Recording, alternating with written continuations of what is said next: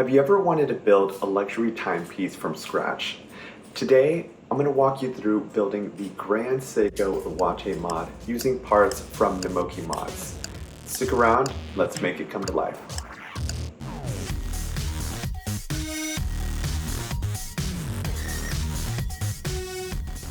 In this video, we're going to go over the parts needed to put this together, a guided assembly with step-by-step instructions. I'm going to give you my overall review of the piece and share a few things that I would have done differently.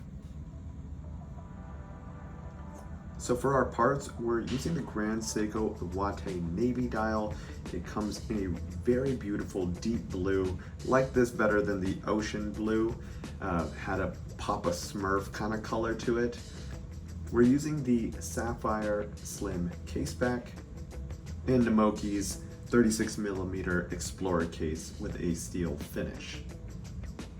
Measuring in at 39.4 from crown to end, 44mm from lug to lug, and 11.8mm in thickness. We have Seiko's NH35 automatic movement and those Grand Seiko pitch Dauphine hands with a yellow seconds hand. We're using Namoki's oyster bracelet, measuring in at 17.8mm on the tapered end and 19.8mm on the far end. First, you want to secure the movement into the movement holder. You're going to gently place the dial on top of the movement because you'll notice around the 8 o'clock position and the 2 o'clock position, there's some areas where the dial would fit in. So once we know where those areas are, we're going to remove our stems and gently push the dial into those slots. Next, you want to turn the dial to the next day. Make sure it hits midnight because we're going to start placing our hands. Add your dial protector. You want to make sure that it's going to be okay. Add the hour hand first at that midnight position, and you're going to add the minute hand on top of that. You'll notice a little lip on there. That lip should face the dial. Once you got it in place, you want to make sure that midnight strike is aligned and it happens at the right time. If not, you can always go back and redo the process, make sure it's right. Apply the seconds hand, put that on top, give it a little pressure, and everything's looking so far so good. Make sure that that midnight happens at the right time. And once you click in that crown, you'll see that the seconds move.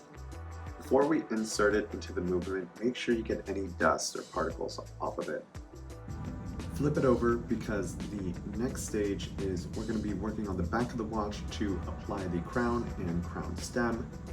So you want to click it in fully and pull out the stem by pressing on that little section highlighted there. It's a little A shaped. Once you press it down while it's clicked in fully, it should come right out. Remove the case back to insert the movement.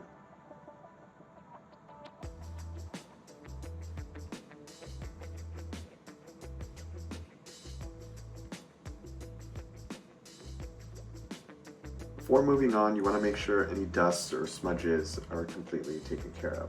And you're going to add the movement inside of the case. Once you line it up, you want to make sure, yep, the date is where it's supposed to be. Okay, we can keep going.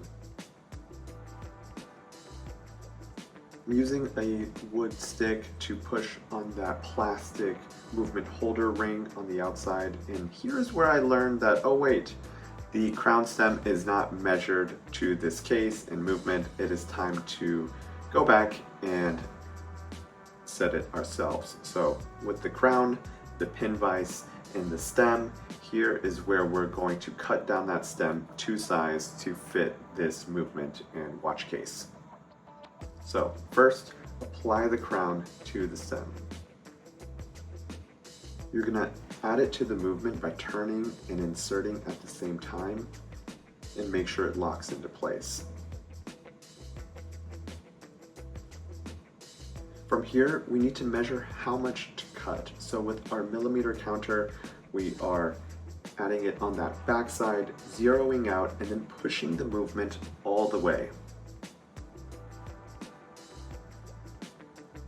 From here, we can see it's 1.5 millimeters.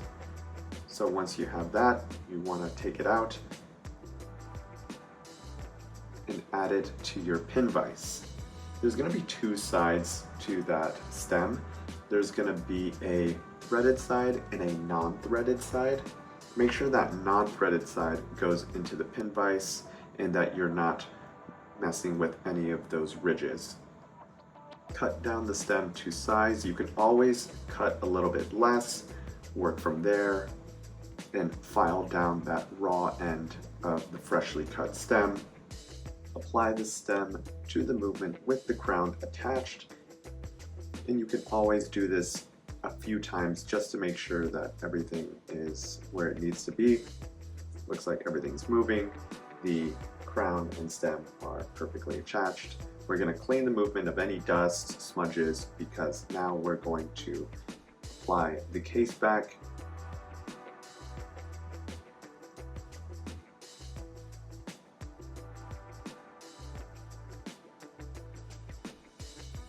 So far, so good. So, remove the spring bars. I'm using that seconds hand, minute hand placer, and just gently getting under that spring bar, twisting it, and it's popping right out.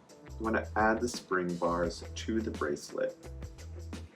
I like to start on that back side, and from the bottom, you apply a little bit of pressure and push the spring bars in, and they will pop right into place.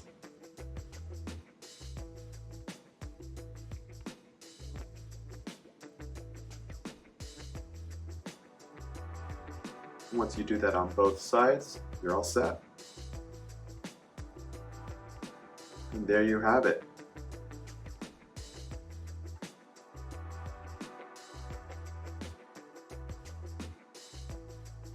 Here's a few things that stood out to me in my overall review. First, I wish there was a little bit more weight to it. The bracelet and the case itself are not very hefty, don't really give off that strong luxury feel. I know that it's a 36 millimeter. If we had gone up a size, maybe it would be there, but it's just not there completely right now. Next, I wish the crown stem was pre-cut. It would have been great to avoid that entire process of guess and check. I will say one thing, the dial is absolutely beautiful. Really deep blue, beautiful texture. If I bought it again, I wouldn't get the integrated chapter ring. I would have gone with my own blue chapter ring, something closer to what the Grand Seikos look like.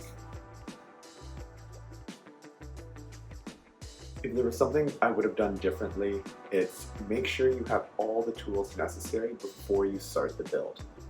I had to go back and buy a pin vise, files, and a snipping tool for that crown stem when I was halfway through.